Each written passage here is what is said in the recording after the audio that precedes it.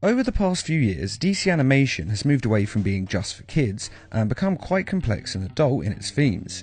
A great example of this is the Young Justice TV show, which explored quite a lot of mature themes of different relationships. And because of this, there have been one or two sex scenes in the animated movies. You want more, Bruce? Don't take it all for yourself. Don't worry, ladies. Plenty of me to go around. Now, although these films are watched by adults, they are still intended to be watched by kids for the most part, and as such we don't see the sex itself. After all, we're not talking about a hentai porn film, but instead we see the before and the after scenes, which I think is a better way of doing it, as seeing them actually in the moment might be a bit weird. There are some exceptions in the case of R-rated films, which can show a little bit more, but even then we still don't see too much. In a way because it would be a little weird, and because we all know that regardless of the age rating, kids will end up watching the film anyway. So this list is the 5 best sex scenes in DC animation, with the scenes being the pre- and post-coital moments. Number 5. Batman and Batgirl, Batman the Killing Joke. Now, this scene was not well received by many, but it had to be on this list, even if it is in last place, purely for its fan reaction. Whether you love or hate this film and this scene, you can't help deny that everyone had strong feelings about this moment. Now, a lot of fans didn't like this scene, and it is a little hard for me to see why, no pun intended, but as far as I can tell, they dislike it because they feel that Batman is mentoring Batgirl and that he is taking advantage of her. Now, I've never really personally thought of them like this. I've seen them mainly as partners. I thought we were partners. We are. So personally, I don't really see the problem, as I don't think it's taking advantage of her and the relationship they have. They're both consenting adults, so leave them to it. But everyone is entitled to their own opinions. The scene occurs because Batman and Batgirl are arguing. He is being overly protective and not letting her get involved in a case they were working on. You're off this one. What? I don't want you on this case. At all? This argument turns into a fight, and then this fight turns into sex. It was fantastic. Like fireworks. And the reaction that the characters have to this is very complex. It's an adult theme that's reminiscent of friends getting drunk and having a one-night stand, and it changes the dynamic of their relationship forever, with Batman not being able to handle it. And this fills Batgirl with anger and regret. It was just sex, for God's sake. It doesn't have to mean anything. It's not like we have to care. I don't care. You don't care. We just go back like it was. That's all. Although Batgirl does have a bit of an overreaction in anger at one moment and decides to attack an innocent bystander for next to no reason. I need space! Hey! There. Space. This is a very odd moment and is not very heroic of her. True, the guy did look like a jerk, But I try to be what you want. You're not listening to me, Debbie. You're so damn clingy.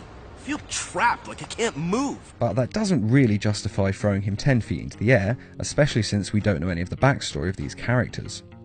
And with the film's R rating, the scene is one of the more graphic of DC animation.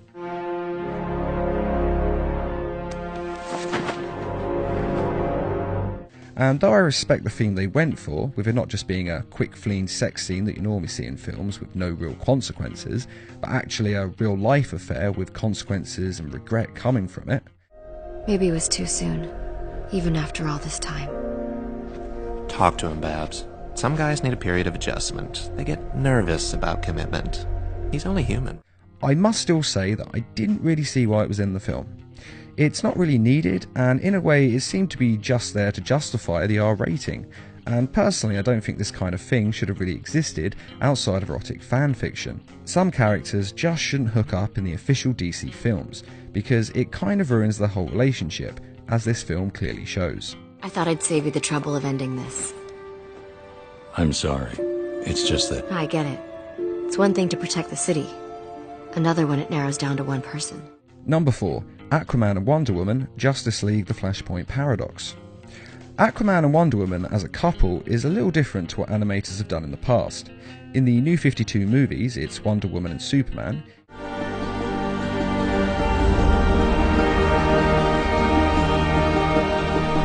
In the old Justice League TV series, it was Batman and Wonder Woman. In the Wonder Woman film, it was Steve Trevor and Wonder Woman, both the live action and the animated version. But this film is the first time I've ever seen in animation Wonder Woman and Aquaman as a thing. and considering that it ends up with their two nations going to war and killing untold millions, maybe that's a good thing. This scene has no talking and is told as a montage. Basically, the plot of the film is that the Flash has changed history and only he remembers how the world used to be. But his memories are resetting the longer that he's in the new timeline. Somehow I remember things from this timeline. How Aquaman destroyed most of Europe. And this is one scene of his memories resetting, showing him what has actually happened in this new world he has created. Which doesn't quite make sense, as there is no way he was actually there for any of this. But anyway, Aquaman and Wonder Woman have sex, which is seen by Queen Mira, which of course is Aquaman's wife. And rather than her being angry at Aquaman, as he is her husband has just cheated on her, she instead decides to kill Wonder Woman. This backfires as Wonder Woman is a better warrior and beheads her and wears her crown as a trophy. Which is what leads to the war between the Atlanteans and the Amazons, as the Atlanteans demand retribution for their queen's death. And in truth, I think this scene is quite amazing because of how much storytelling and information is gotten across in such a small amount of time, making the whole montage quite impressive. We see how Aquaman cheats on his wife and the emotions that come with that, how betrayed and angry his wife is, and how angry Aquaman is at himself, how he regrets his affair with Wonder Woman and what's happened since. I can't believe I ever loved you. You never did. And how their people demand blood for this affront, and of course the feelings that these people must be feeling, as they're just seeing their queen being beheaded. They don't actually know the reasons behind it, and they probably don't care, because it's their queen and they love her. They will pay for what they did to Queen Mira. I told you never to speak her name. And this is all gotten across in a very few short scenes with no real dialogue, so it's quite an achievement. Number 3. Talon and Samantha, the Grand Master, in Batman vs Robin. This scene is interesting, not just because it's a sex scene, but because of the way the scene is laid out, giving us so much information all at once. We know who Talon is under the mask, we know that the Court of Owls is ruled by a woman posing as a man. Now, you know better than to disobey the Grand Master. And that she and Talon clearly have strong feelings to one another. What can I say? I'm a born worrier. Then I guess I'll have to relax you. All over again. And we know all of this almost instantly, just from the way the scene is laid out, with their outfits, where they're positioned, and the way they talk to one another, and the way they are positioned, and the fact that they are both 100% comfortable being completely naked in front of one another. And allowing someone to see all of your vulnerabilities is a special kind of intimacy. This also changes a lot of the film for the audience, as we've seen the Grand Master and Talon interact before. At his core, Bruce Wayne is one of us. I hope you're right. In my experience, the Grandmaster is rarely wrong. But it's only now that we learn that it's Samantha, Bruce Wayne's girlfriend, that is the Grand Master. And all they write about is the billionaire playboy. Not to worry. He's here too. Why exactly she hides behind a mask and a voice changer is not explained. I imagine it's either because she killed her father and took his place without telling anyone, or because only men are allowed to be the Grand Master, and so she has to pretend to be a man to be in charge. Bruce Wayne's ward. How do you... That means Wayne is... Batman. But this changes the way we feel about the Grand Master's scenes and how we feel about Bruce Wayne's girlfriend. All the while we've been thinking that he is the one hiding secrets from her, but in fact she is the one hiding things from him. Though again, it's never really revealed exactly why she is doing this. But it's a very short scene that has a lot of detail to it and changes a large portion of the film. And I should say that though they are naked, this scene hides most of their bodies in shadow, leaving most of the scene to the imagination, and cleverly stopping the scene from being a little bit too graphic. Since when do you believe in the law? Only one law, my love. My law. Number 2. Harley Quinn and Deadshot, Batman Assault on Arkham. Now this film really should have just been called Suicide Squad, as it basically is Suicide Squad, with Batman having had quite a small role to play in the film, and even if he was actually taken out of the film, it still would have been fine. But in any case, the film sees Amanda Waller catching a group of supervillains, implanting bombs in their heads, and then sending them out on a suicide mission. Task Force X is an off-the-books government strike team, made up of convicts with no hope for release, serving as expendable agents for impossible missions. They get their equipment from the Penguin and spend the night at his hideout before heading out. Harley has decided that she has a crush on Deadshot and decides to sneak into his room on the night before the mission. She is naked and pretty clear about why she's there. I got an itch I thought you could help me scratch, cowboy. Wow! Oh, good start. This scene is great for two reasons. The first is that it shows us Harley's state of mind. Harley Quinn has always been defined as just being the Joker's girlfriend. In fact, that was the whole reason she was first created. But over the years, as she has gained more and more popularity, she has, at least in some versions of the character, moved further away from this and been a character in her own right, not just being shown as the Joker's girlfriend. Oh, Harley. Always such a disappointment. Why do I bother? Ain't no slick fella with a cheap suit and cheaper grin telling me who I am ever again. We had mad love once upon a time, but now that's over, Mr. J! And this scene shows her moving away from the Joker and sleeping with someone else, which, with the exception of Poison Ivy, we've never really seen before. And the second reason is that it fulfills the fanboy fantasy. Let's be honest here. There isn't a DC fanboy out there who hasn't, at least one point, fantasized about Harley Quinn, especially after seeing her in Suicide Squad.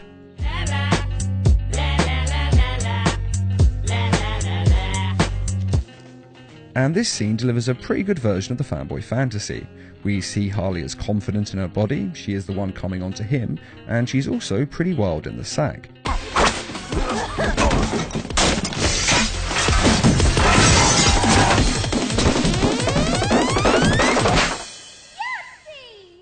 So it checks all of the boxes of the fanboy fantasy and makes for a really good sex scene, even if it is a little bit quick, but as they say, less is more. Number 1. Bruce Wayne and Selina Kyle in Telltale Batman Season 1. In the video game Telltale Batman, Catwoman has just rescued a near-death Batman from the Children of Arkham and taken him back to her place for some much-needed medical treatment. After a little talk about their lives, some bantering and a little flirting, one thing leads to another and they end up spending the night together. Now I must say, although you don't really see that much skin, this does feel a little bit like some sort of online sex game, as the player gets to decide whether to kiss her or not.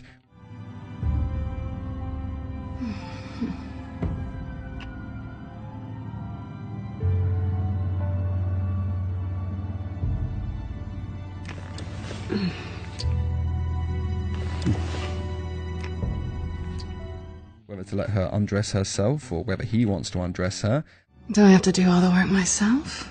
Or are you gonna undo this for me?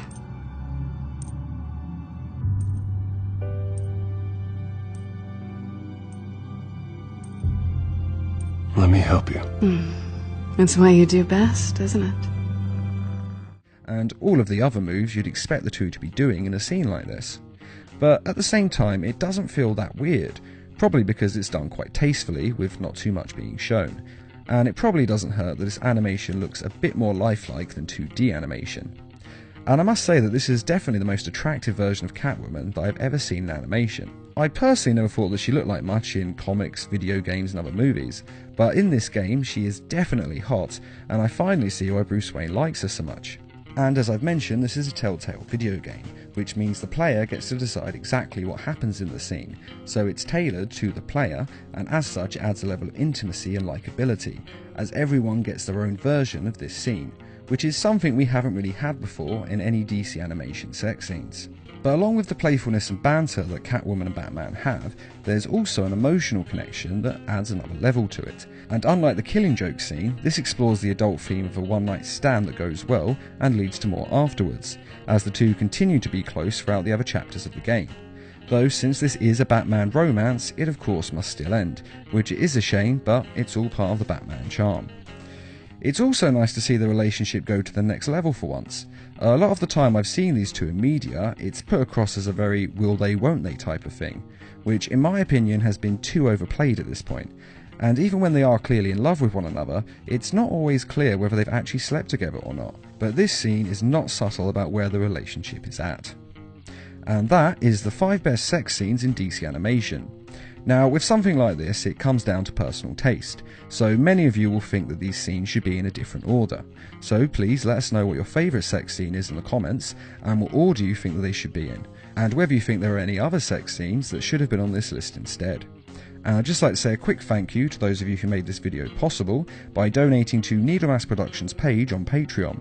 Patreon is a crowdfunding site that is helping us to bring you more videos each week and to raise funds for adapting comic book stories into short animated films.